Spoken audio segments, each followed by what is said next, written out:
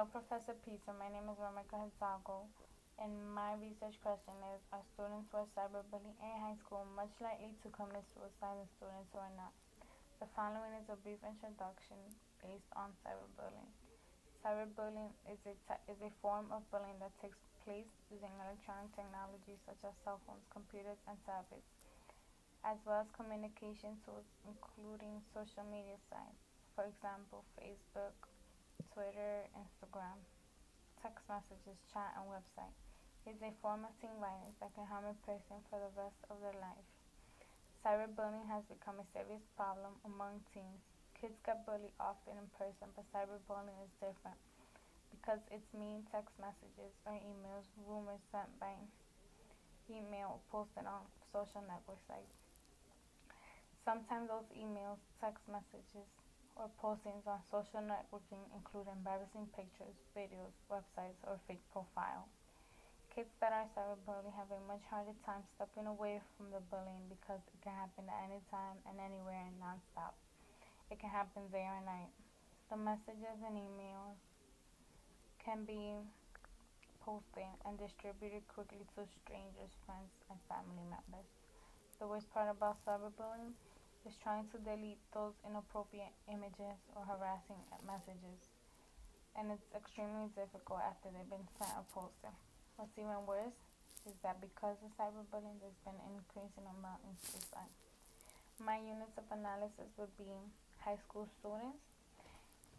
If the if this study was to take place, the study would take place in high schools, and I will use the snowball sampling technique because high school is a time where you get to bond with people of your own.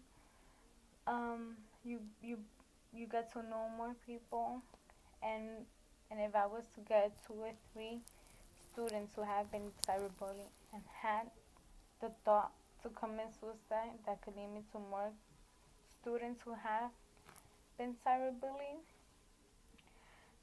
My dependent variable is suicide rate because not everyone commits suicide. My conceptual definition for suicide is the action of killing oneself unintentionally, whether it's overdose of chemical use, drugs, gunshot to the head, killing yourself, hanging, and or drowning. For me to go ahead and do the operational for suicide rates, I would go and to my nearest precinct and look for police records of suicide and see how many cases there's been on file for suicide. But the only limitation to that would be that not all victims say why they commit suicide. So basically, we wouldn't know if it was because of cyberbullying or just because it was because of depression or stress or even a heartbreak. My independent variable is cyberbullying, whether or not the child was cyberbullied.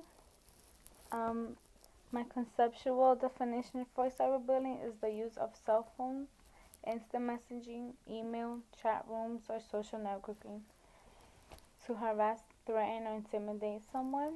My, the way I would measure it, my operational would be I'm going to my nearest police precinct, looking at police records on kids that or parents that have reported that their child has been cyberbullied or kids that have reported that they have been cyberbullied.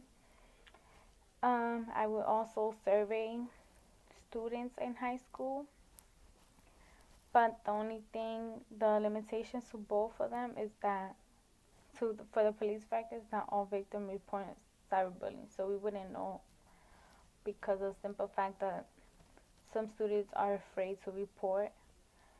Um, and some students, while taking surveys, just don't care and just would circle whatever. And some students would just lie, probably because they're just scared about what might happen. When it comes to the control for spurious correlation, I will use a control group in whether high school, and whether I would have high school students who have been cyberbullied and had thought about committing suicide, and then I would have another group where high school students who haven't been exposed to cyberbullying, to see how much of a difference it would come to when it comes to the thought of suicide. I wouldn't use the random assignment because it's it's unethical, and you cannot randomly select people to be cyberbullying and then see if they commit suicide. But that's so far this is all. Thank you for listening, and this is my presentation. Thank you.